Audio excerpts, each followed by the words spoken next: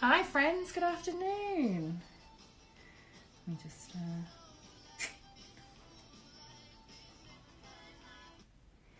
there we go. A little bit of Kim Wilde joining music today. Thought we'd switch it up a little bit. How are we all? Happy Monday. Is it? Is a good question. Welcome to another one of in a series of chats with punk parents all over the planet, all over the world, doing what they do, doing their best, doing their thing, under probably some of the hardest circumstances and conditions that we've ever been asked to parent under. So, you know, rather than all of us feeling like we're going through it alone, which we're not, we've been bringing together folks to share ideas, to share some solidarity. My hair looks beautiful today. Thank you. It's like 7 days unwashed at this point. I appreciate it. Thanks, Jordan. So yeah, we've been joined by folks across the country. We've had people with babies come and share their experience. We've had folks with teenagers come and share their experiences. Everything in between, and folks with grown kids too. And I think one thing that we're finding is that, none of us are finding it easy. It's all definitely making it harder to parent under these circumstances. But there is a lot of light in certain parts of tunnels. And actually by sharing some of our experiences with one another, we can probably help each other feel a little bit less isolated, a little bit less alone, and a little bit less like we're going through this on our own. Because I think, we're a punk community, we're a scene, we do search each other out, when it comes to most other aspects of our lives. And I think for me, definitely, parenting is part of that. So for those of you who haven't caught any of the others, you can find previous chats that we've done on rockthesofa.com/kids. Not all of them are up there, but there's a good selection of different folks that we've talked to. And I'm really happy today to be joined by Melissa Rio, who is in Texas. Time difference, so I hope that this is going to work. Not that the time difference has any impact on the technology at all. But hooray! Hi! Hey friend, how are you? I'm good. How are you? I'm doing okay, thanks. It's just started raining here actually, which is a really bizarre start to the week. Come on, Bay Area weather, sort yourself out. Oh, it's perfect here. Probably 85 outside. God, I know, we're in summertime already.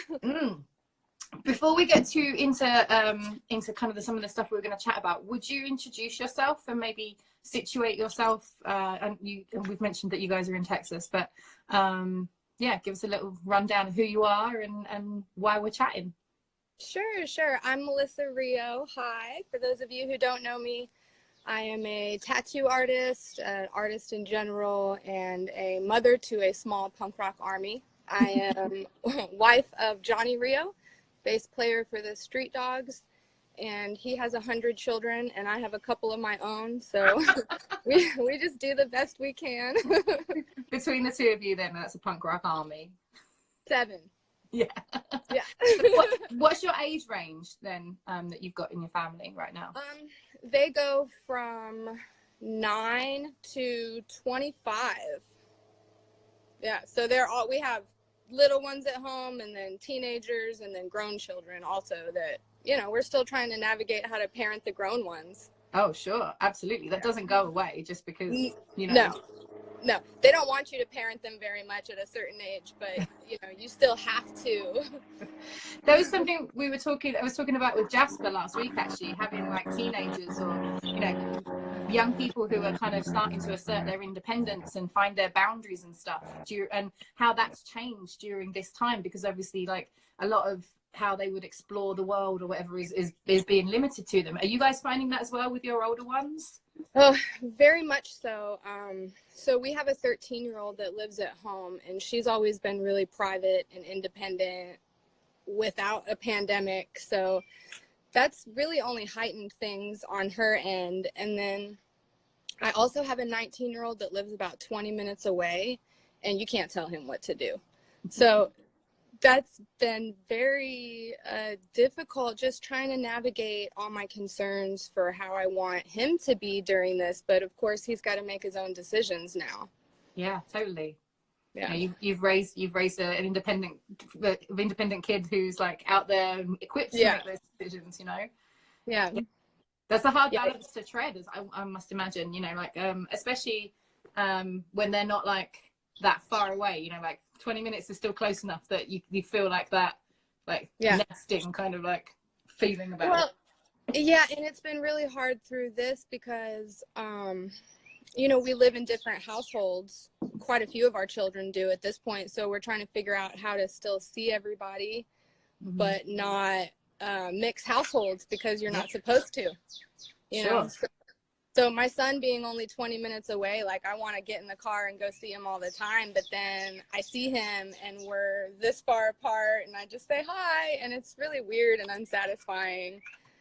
But I recently got him over here to my house and made him stay in like his own corner. So we're trying to stay 6 feet apart in the same house for a minute and see how that does. It's so hard because, you know, you want to do the best thing, but at the same time, you know, you do have these like instincts that want to kick in, like it's really hard not to want to hug people, you know, or like the natural thing to follow your kind of like bodily, especially when they're folks that you're used to being tactile with and, you know, being able to hug or that kind of thing. Like, we're definitely struggling with that. We've slipped up a couple times and accidentally hugged our kids that don't live in our own household, and then you've got all this like worry, and it's such a weird thing to even worry about, you know. Yeah, under no other circumstances would you feel weird, you know, about hugging your kids or like what the consequences would be, you know. I know, it's very strange. Yeah, I can imagine. One of the things that I wanted to ask you about as an artist was whether or not you and you know the kids and the rest of the family have kind of embraced this time together to kind of really tap into some more time to be creative with your art, and whether or not you're finding that this is a good time for you for art wise. Yes and no. So we have a lot of my kids are really creative, actually all of them in their own way. And we have become more creative in some ways doing projects that we wouldn't normally touch, because I think other things, there's a roadblock for me personally when it comes to like my normal painting, and probably because I'm not allowed to tattoo. Yeah. So I just feel like I can't. But we painted a chicken house, and, you know, we're like revamping some bedrooms, and we've done cute things that we normally wouldn't do together. That's cool. And everybody's been involved in it as a project. And yeah. That's awesome. My parents definitely used to use like decorating as like a way to get us all in the same room, like working together on different bits of the same project or that sort of thing. Like I've got some good memories of a kid as like being handed some sandpaper and being like told to go at those baseboards, you know, like, and don't hit your sister while you're doing it, that kind of stuff. Yeah, you know, it's surprising because we're also artistic, and you'd think that like now with all this time on our hands would be the time that we're all just diving in and, you know, painting and drawing things together, but it's not like that. I've definitely been able to get my kids in the kitchen with me. That's awesome. Yeah. So they're doing things that they wouldn't normally do, and I think that's good too. That's rad. What kind of stuff have you been cooking? Oh, well, I'm a vegan eater, so I'm still trying to navigate how to bake things as a vegan baker, because it's just not the same without eggs. Yeah. But I made a really good peanut butter pie. Anybody wants the recipe, I'll send it to them. It was a total hit for Johnny's birthday. Yeah. That's awesome. And if you do have it, we can stick it up on the Rock the Sofa page and people can find it there if they want to. Oh, yeah. That thing was gone within 24 hours. That's awesome. Yeah. And your kids helped. Are the kids quite hands-on in the kitchen, like when you see them normally? Are they what? Quite hands-on, like helping in the kitchen normally, or is it a new skill that you're finding together? Some of them are, but not my regular live-in, so that's been a new one. Yeah. Is there been anything that maybe you've all been like watching together or enjoying together? Because some of the folks we've talked to have said that like, oh, they showed their kids movies from their childhood, and I'm like, we've done a little bit of that as well. Like, come on, you guys are old enough, we can watch. What have we watched? Like, and stuff like that. Surprisingly enough, our kids don't really think we're that cool. So like all the movies that we want to show them from our childhood, they're still just like, no, we don't need to watch that.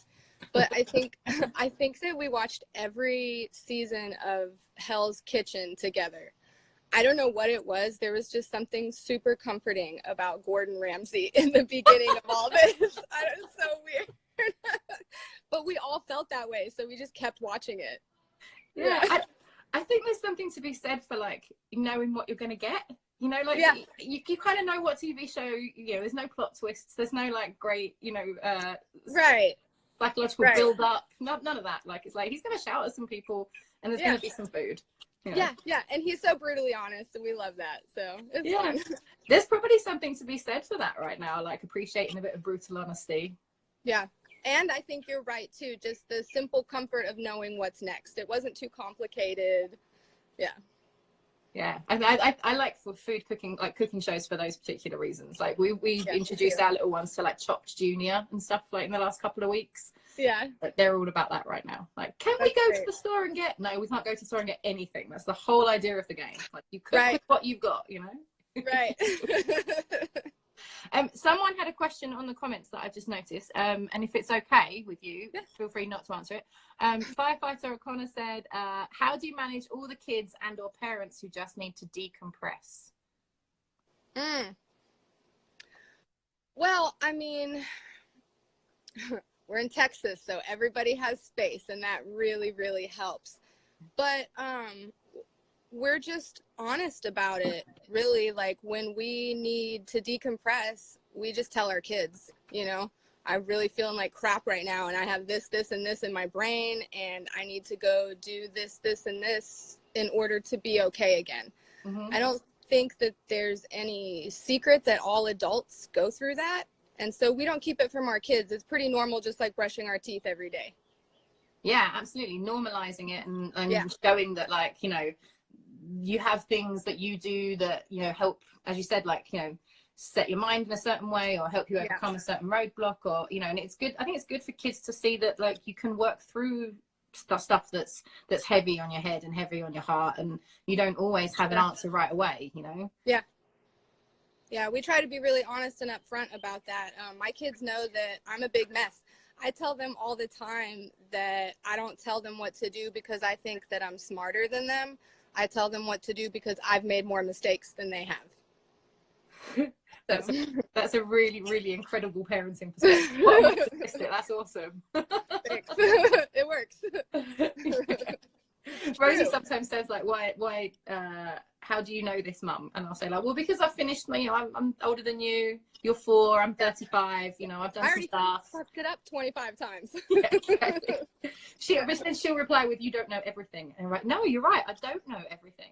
Like, right. And that's an important lesson to learn as well. It's like, no one's got all the answers. Like, and how are you finding that, like, questions about what's happening right now are coming up and, like, are tough to deal with or tough to talk about, or just like the brutal honesty, like, is a great tactic?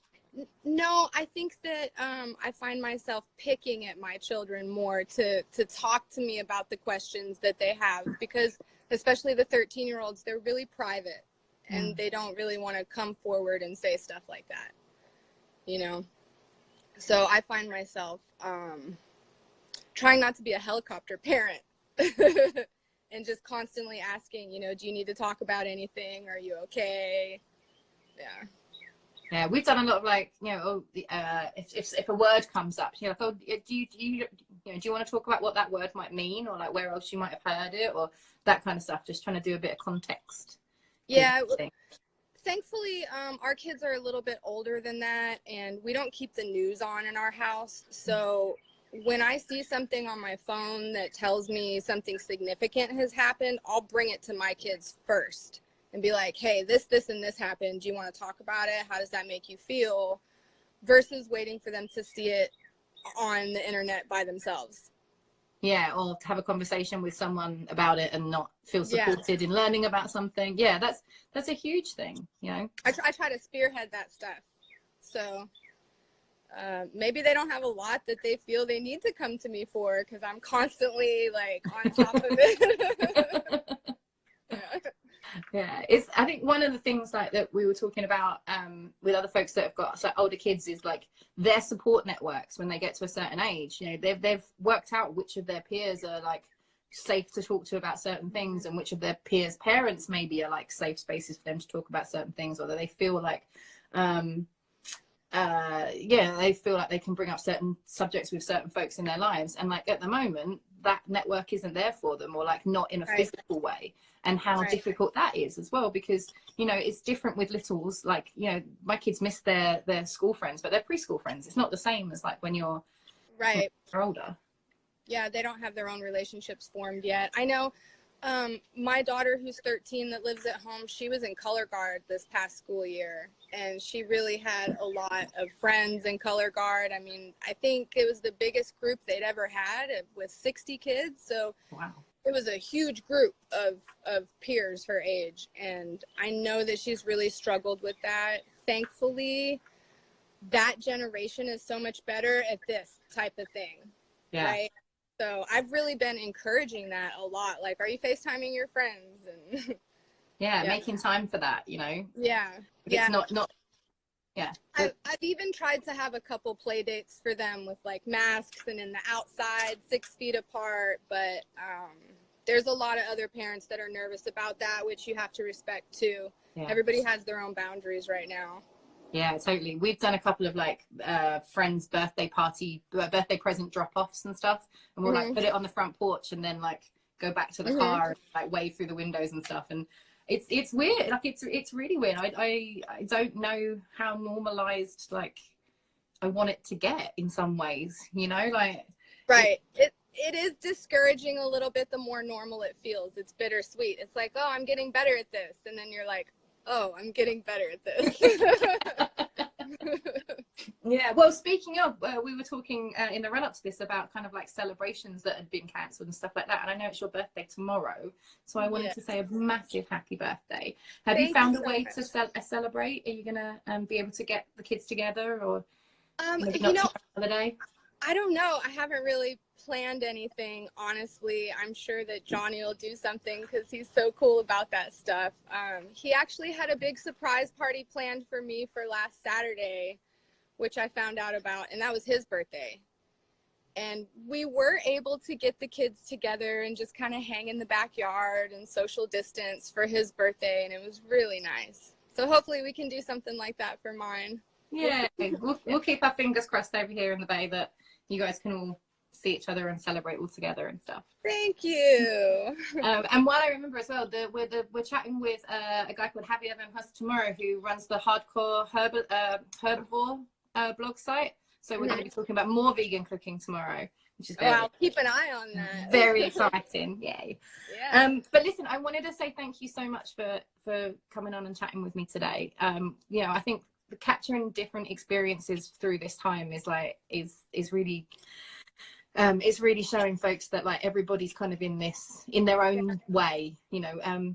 We're asking everybody to kind of finish up by maybe a message of solidarity with other punk parents who are struggling right now, or folks that are finding it hard. Do you have a message for anyone who's listening who maybe needs some wisdom today? Well, I would just say don't forget to trust yourself and reach out to other parents for any questions or concerns that you have right now. I think that in the punk community, that's always first and foremost, is to trust our own hearts. So definitely don't forget that right now when it comes to loving your children and doing what you think is best for them. Absolutely. That's fantastic. Thank you so much. I really appreciate it. Thanks so much for having me on. Mwah. Lots of love to you and everyone. And we will see you all when all this is said and done.